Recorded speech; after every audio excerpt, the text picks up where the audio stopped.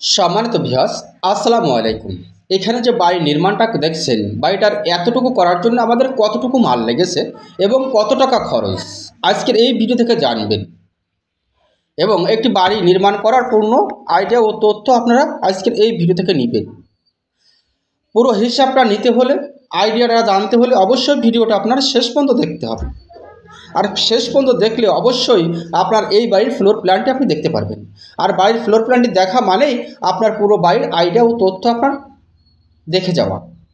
তো ভিডিওটি স্কিপ না করে ভিডিওটি শেষ পর্যন্ত দেখব এবং এই বাড়িটি করার জন্য কতটুকু আমাদের রড সিমেন্ট বালি পাথর লেগেছে পুরো হিসাবটা আমরা জানব। তো ভিডিওটি স্কিপ না করে দেখতে থাকি এবং কথাগুলো একটু মনোযোগ সহকারে শুনতে থাকি। বাড়িটার এতটুকু করার জন্য আমাদের খরচ হয়েছে 5,60,000 টাকা। বাড়িটার এতটুকু করার জন্য আমাদের খরচ হয়েছে 5,60,000 টাকা। এটি হচ্ছে 16 কলামের উপরে 4 বেডরুমের একতলা বাড়ির নির্মাণ কাজ চলছে।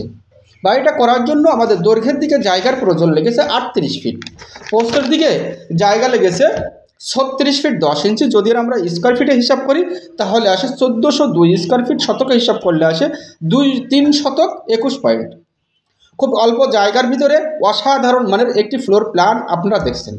বাড়িটা করা হয়েছে সম্পূর্ণ 2 তলা ফাউন্ডেশন দিয়ে।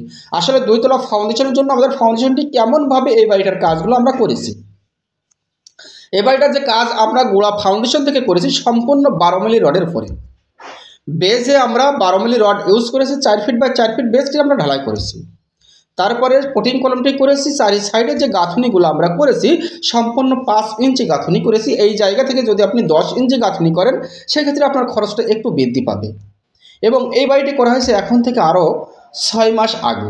এখন করতে গেলে হয়তো বাজেটটা একটু বেশি লেগে যেতে পারে, হয়তো আপনার জায়গা ভেদে জায়গার কারণে হয়তো একটু কম বেশি হতে পারে। তার কারণ এটা হচ্ছে অনেক উঁচু জায়গা থেকে করা হয়েছে, সেই কারণেই নিচের খরচটা একটু কম হয়েছে। এই কারণেই আমাদের 5,60,000 টাকার ভিতরে এতটুকু কাজ আমরা করতে পেরেছি।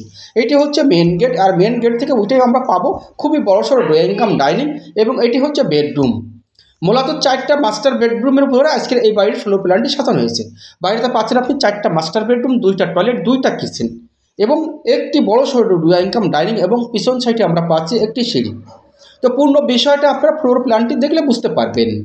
তো বাড়িটার এতটুকু করার জন্য আমাদের খরচ হয়েছে 5,60,000 টাকা। তাহলে আমাদের মাল লেগেছে কতটুকু যদি এই হিসাবটা আমরা একটু খেয়াল করে শুনি। আমাদের এতটুকু কাজ, বেস থেকে এতটুকু কাজ করার পর্যন্ত আমাদের রড লেগেছে 1900 কেজি, তার দাম হচ্ছে 1,80,500 টাকা। আমাদের সিমেন্ট লাগছে ইতিমধ্যে 200 বস্তা, তার দাম হচ্ছে 1,02,000 টাকা। খোয়ার জন্য ব্রিকেট লাগছে 8,000 পিস, তার দাম হচ্ছে 88,000 টাকা।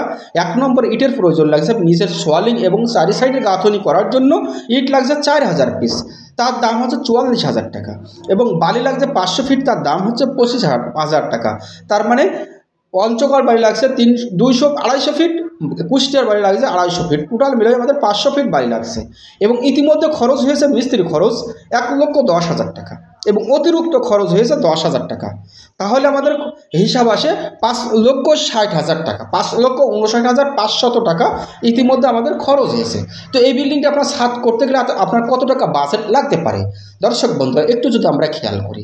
এই বিল্ডিংয়ের ছাদটা ঢালাই করতে গেলে আপনার খরচ হবে মিনিমাম 4,70,000 টাকা। 4 লক্ষ। ফ্লোর প্ল্যানে আমরা চলে এসেছি। এটা হচ্ছে মেন গেট, আর মেন গেট থেকে ঢুকেই আমরা সর্বপ্রথমে পাবো হচ্ছে ড্রয়িং ডাইনিং। এই ড্রয়িং ডাইনিং থেকে আমরা পেয়ে যাচ্ছি পিছন সাইডে 2টা বেডরুম এবং সামনের সাইডে পাচ্ছি আমরা 2টা বেডরুম। 4টা বেডরুম দিয়ে আজকের এই বাড়ির ফ্লোর প্ল্যানটি সাজানো হয়েছে। বাড়িটাতে পেয়েছে 4টা টয়লেট, একটি নামাজের ঘর, একটি কিচেন এবং পিছন সাইডে এটা হচ্ছে সিঁড়ি। বাড়িটার মূলত 2টা গেট, পিছন সাইডে একটা গেট, সামনের সাইডে একটা গেট। বাড়িটা করার জন্য দৈর্ঘ্যের দিকে জায়গা লেগেছে 38 ফিট, প্রস্থের দিকে জায়গা লাগছে 36 ফিট 10 ইঞ্চি। যদি আমরা দৈর্ঘ্য প্রস্থ হিসাব করি তাহলে আসে 1402 স্কোয়ার ফিট, শতকে হিসাব করলে আসে 2 শতক 21 পয়েন্ট। তো খুবই অল্প জায়গার ভিতরে অসাধারণ মানের একটি ফ্লোর প্ল্যান আপনারা দেখলেন। তো সকলে ভালো থাকবেন, সুস্থ থাকবেন, আমার জন্য সকলে দোয়া করবেন ইনশাআল্লাহ।